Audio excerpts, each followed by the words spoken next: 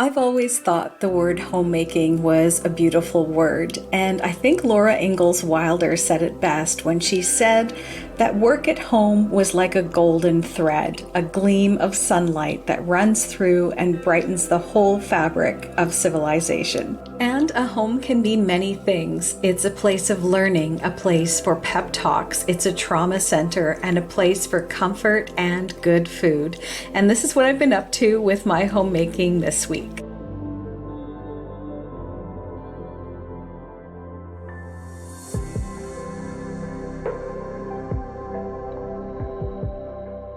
My mom gave me a big basket of some really delicious organic pears from her tree. So I washed them up nicely and sliced them to make a delicious pear crisp. And we're going to enjoy one today, and I made a couple of extra for the freezer so we can have a comforting dessert during the colder months. And I wish you could smell this baking. It was so delightful and it filled the whole house with an amazing scent. I love to switch out dishes for the season just to change the look of things, and I swapped out our colorful dishes that we use in the summer, and it's good because it gives me a chance to wipe everything down and clean it up before I put out our lovely fall and winter dishes.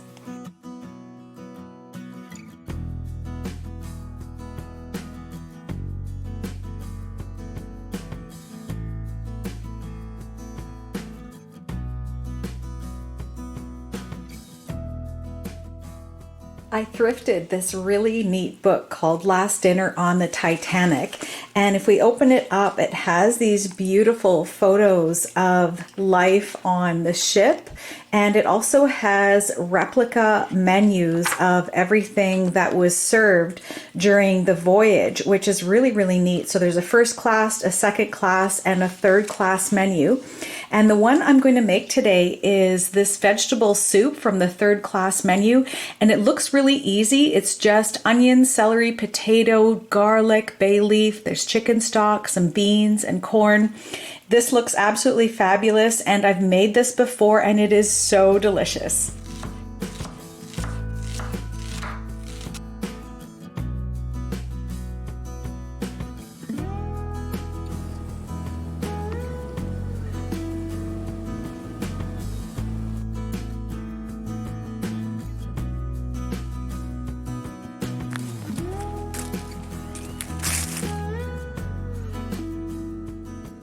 Now, I don't know if you have these little libraries in and around where you live, but they are all over everywhere in our town. And people put in books and magazines and garden seeds and little sealed up bags of tea sometimes, which is really, really neat. So I'm going to donate a book and I'm going to slip it in right here and we'll see what they have. It looks like they've got a BC cookbook here.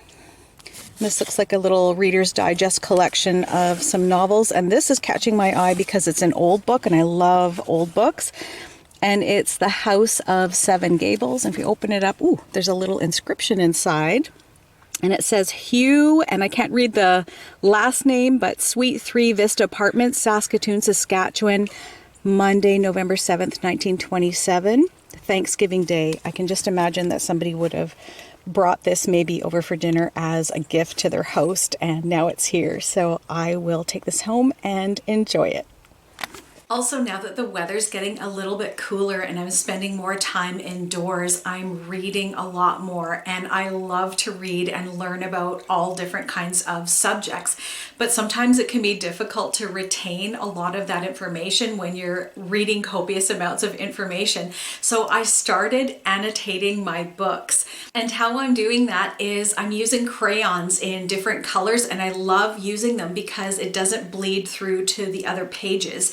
And I can use different colors to signify different things. So I may use a pink crayon just to underline a passage that I think is particularly beautiful, or I might use blue for a quote, or green for some type of life advice or life wisdom. And then I also use page flags to mark the particular passage so that it's easy for me to find later on. I also use little post-it notes to write down any thoughts or reflections I might have on a particular passage and stick that on the appropriate page.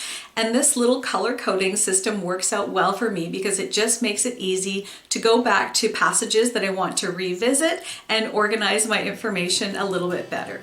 And now the days are starting to get a little shorter and the leaves are starting to fall, so we decided to have supper outside to bring in the start of fall.